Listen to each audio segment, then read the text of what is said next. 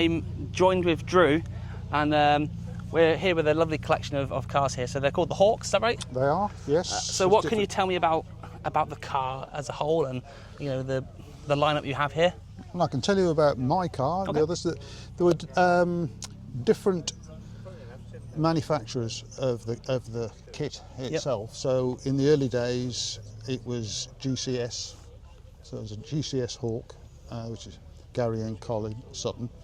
Mine is an example of that. So it was bought in the early 80s, believe it or not. And it was fully built in 1991. Yep. Heavily modified. Okay. So it's based on a Cortina. Right. And in this case, it was a 2-litre Pinto GLS Mark V Cortina. Okay. Yep. There's one over there actually that looks very similar. Yeah. It's very similar to the one. Thought I'd make a nice kit car. But there's not much left of that, to be honest. Right. Okay. So let's go then. Obviously, a bit of a giveaway there with a V8 badge. V8, yes. What are you running? V8 from a Rover, or? This is from a Range Rover engine. Okay. Yeah. It's a Callaway unit. Yep. Where they Range Rover in North America, they did a special edition. I think they're supposed to be 500 off, but I think ended up about 350. Yep. So it's got different heads, plenum, pipes, etc. on it. So that's what this engine is based on. It's also gas flowed, and some of them it's about 280 to 300 horsepower. It didn't fit this chassis for a start off because it's got the longer front end on, which interfered with the chassis, so I had to modify the chassis for it to fit. But there's lots and lots of other changes on my particular car over the standard one. So it's based on a Cortina. This is the +2 version, which I had specifically because it's got the 5-link rear suspension. Okay.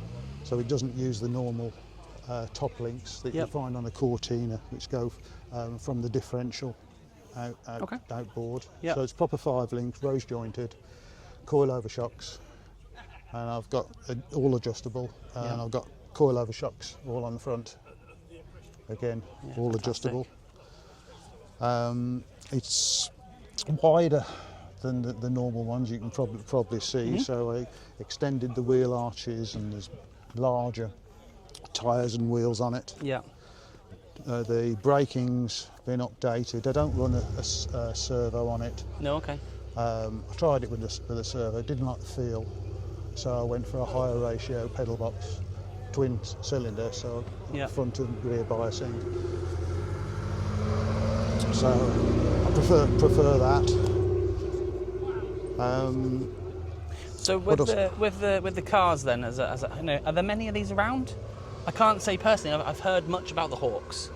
We are, as a club, I think you'll have to ask Andrew on that, but into the hundreds. Okay. As I mentioned, there were 3 different manufacturers. So GCS stopped producing vehicles. Can't remember the exact year, but it went over to LCD. Yeah. Tiger Cars produced it for a while. Yep. And then there was another company. Anyway, it stopped being produced. The original moulds are somewhere. Yeah. I think they know where they are, but we can't use them. Right, so it's always a worry that if you damage your car, it could well easily be a write-off. Yeah. But I say my particular one, I made my own air dam. All the arches are wider. It also sits a lot lower. Yeah, with those are the coilovers and stuff as well. Yes. And your wheels, compared to what you can see down the line, you got much bigger wheels. Much bigger wheels and tyres. Nice sticky tyres on it. Yeah. And do you track it, or do you just drive it for the road? Funnily enough, when I originally built it, I was going to track it. So it was built with that in mind.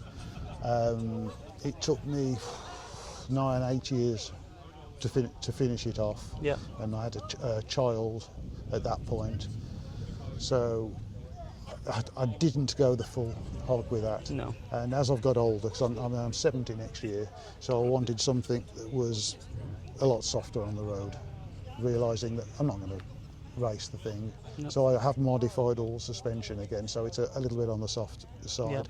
I've also fitted electric power assisted steering. Yep. Um, Part of the box on the column, is it? It's the box on the column. Yeah. Yeah. I had to go to. They did it for the Escort Mark 1s and Mark 2s that were being rallied. Brilliant kits. So I managed to modify one of those to get it to install. So it changes dependent on your vehicle speed. Yeah. So it just completely comes off once you're above 30, 40 mile an hour. Yeah. Because it's got a quick rack on it, and with very sticky tyres, I couldn't park the thing. No, no. Well, it's a lovely car, and I think yours in particular definitely stands out from the lineup you have on display in the club stand. So thank you. I think it's lovely, and thank you very much for taking the time to discuss the vehicle. And I hope you enjoy obviously the rest of today and tomorrow. Lovely. Thank you very much. Wonderful. Thank you. Okay. Bye.